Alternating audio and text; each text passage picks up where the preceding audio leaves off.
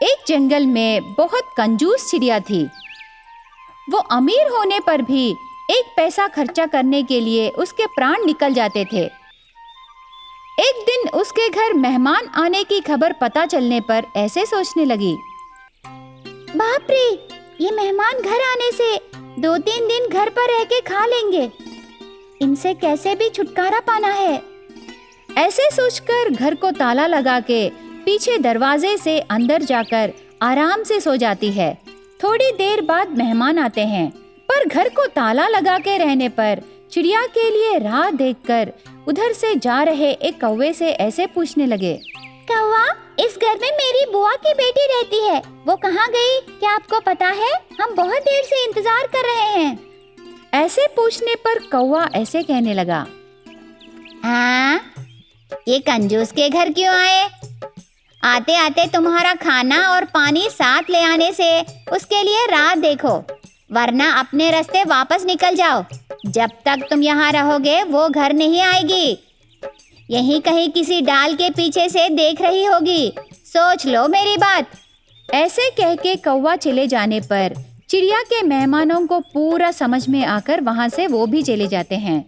एक बार कंजूस चिड़िया के गैर हाजिरी में जंगल में रहे सारे पक्षी एक जगह समावेश होते हैं और ऐसे बातें करने लगे, उस कंजूस चिड़िया को सबक सिखाने के लिए कुछ न कुछ करना है।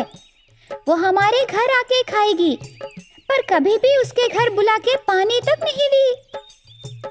हाँ रे, सब मिलके उससे कैसे भी रात के खाने का इंतजाम कराना है। ऐसे सब मिलकर उसे बिना पता चले एक निर्णय को आकर कंजूस चिड़िया से रात के खाने का इंतजाम करा सकते हैं करके सोचने लगे। तब एक बार वो कंजूस चिड़िया किसी मेहमान के घर पड़ोस जंगल को जाती है। ठीक उसी समय जंगल में वन देवता का पूजा करने का समय होने पर एक तोते को एक आइडिया आता है। उस आइडिया को सभी पक्षियों को बताकर वो सब मिलकर कंजूस चिड़िया वापस घर आने तक उसके घर जाते हैं। उन्हें देखकर कंजूस चिड़िया ने, सब मिलकर इधर क्यों आए हो? तुम सब मिलकर किसी फंक्शन को मुझे बुलाने आए हो क्या? ऐसे बिना शर्म के पूछती है। तब तोते ने, हम तुझे बुलाने नहीं आए, परसों हमारे वन देवता के पूजा को तू नहीं थी ना, तब माता तुझे एक विषय बोलने को बोली। क्या है वो? हमारी वन देवता तेरे हाथों से उसको और इस जंगल में रहे सभी पक्षियों को रात का खाने का फंक्शन रखने बोली। तेरी आदत से खर्चे से बचने के लिए अगर तू कहीं चले जाने से तेरे प्राणों को खतरा रहेगा। माता के आदेश के अनुसार उसे और हम सबको खाना खिलाने से तू जिंदा रहेगी, वरना मर जाएगी। ऐसे कह के कंजूस चिड़िया को डरा के सारे पक्षी वहाँ से चले जाते हैं। उसके बाद मर जाने के डर से कंजूस चिड़िया ऐसे सोचने लगी, बाप रे, ये वन देवता को मेरे ऊपर नजर लगी। अगर उसे चाहिए तो मैं थोड़े थोड़े तरह तरह के व्यंजन बना के रखती ना। ऐसे जंगल पूरा खिलाने के लिए मुझे कितना खर्चा होगा। ठीक है, मुश्किल होने से भी करना पड़ेगा ना। ऐसे सोचती है। उसकी कंजूसी से उस फंक्शन के लिए सामान नहीं खरीदती और मुफ्त में कमाने के लिए ऐसे प्लान करती है। सच में ये बहुत अच्छा आइडिया है।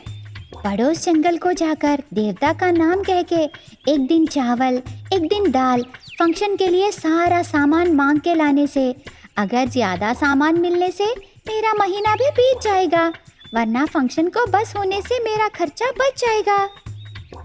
ऐसे सोचकर उसकी कंजूसी से पड़ोस जंगल को जाकर घर घर जाके सामान भीख मांगती है। वन देवता का नाम कह के मांगने पर अमीर गरीब सभी पक्षी चिड़िया को भीख देने लगे।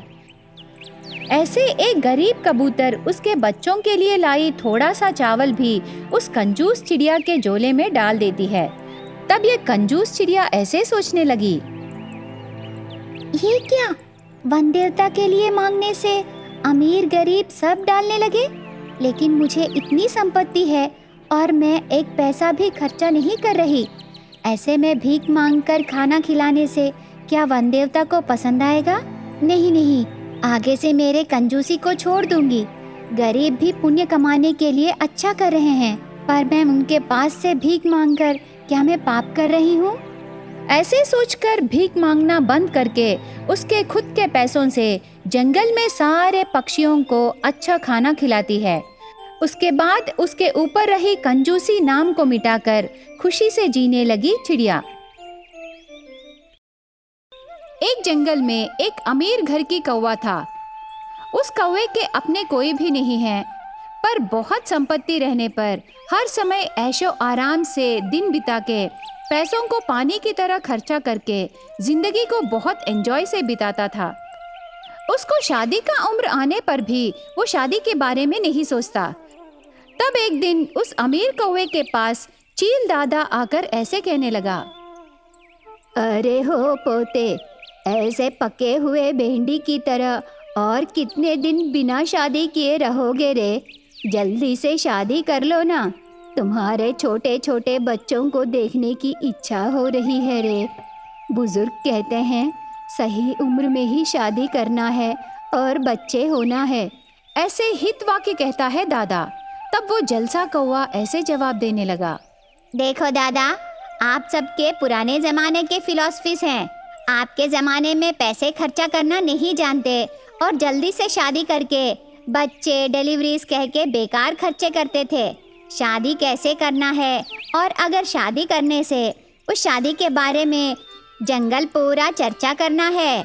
मेरी शादी धूमधाम से होनी चाहिए। इसके लिए मेरी शादी आसमान में उड़ते हुए होना चाहिए। हवा में उड़ के मैं अपनी पत्नी के गले में मंगलसूत्र पहनाऊंगा।